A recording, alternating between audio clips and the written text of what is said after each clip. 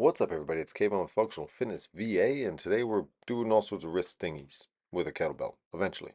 First, we're starting with some wrist thingies with other thingies. Uh, Dumbbell curls, dumbbell extensions, well, wrist curls, that is. Pronations, supinations with a club, with a hammer, with a dumbbell, maybe even if you have it by one end. All those are good, right? As long as you're getting stronger in your forearm and your elbow and your wrist and all that are feeling happy, then you could do those all day long. But today we're talking about doing them with a kettlebell because it's kind of tricky and we got a couple tricks for you. So let's start on the ground here with one of the more popular ones you'll see because it's kind of unique to a kettlebell, but it's the pronation supination, and I'm going to try to isolate it to the forearm. So you get the kettlebell upside down on the ground here. Now, if you have something like a boxing ring you can do it on, you may have seen Triple G doing it on that, Gennady Golovkin, but most of us have the floor. So I grab it by the horn and then I go back and forth. And it touches the ground on either side. It kind of comes to a dead stop, and I got to initiate to pull and move it again. Now, with a heavier bell, you can probably go with the pronation and maybe not the supination. So you just work the pronation and reset it every time with the offhand, right?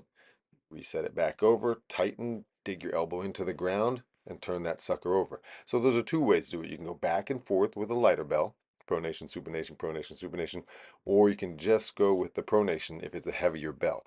Now, third way to do it is heavier bell you can't go all the way to the ground with, is start going back and forth near the top.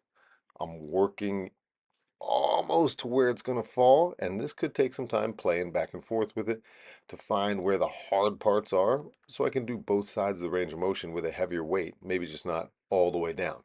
So you can see here straight on, playing with the edges where it starts to get hard, and you can kind of linger there if you want, yeah, but working back and forth, not just going back and forth real fast, working to the difficult parts.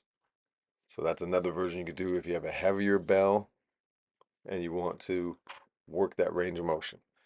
Now, some more traditional stuff, an extension here. This is almost like a radial deviation, but it's more so like an extension. I brace against my thighs with my forearm slash elbow so I can isolate and extend from the wrist.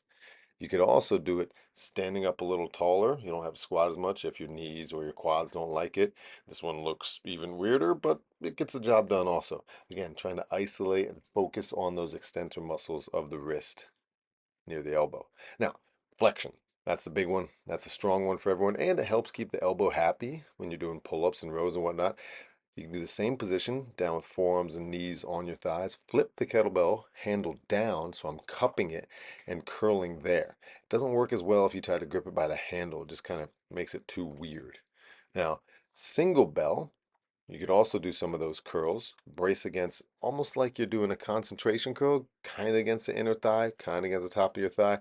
And then I'm pushing into my forearm with my knee to keep it there as I curl. Notice I'm cupped through the window around the bell. That's the tricky part there that you may not think of, is you reach through the window with your fingers, thumbs around the horn, and then you're curling. So those are a couple options for the rotation stuff, pronation, supination, for the flexion extension you could do with a kettlebell. Try them out.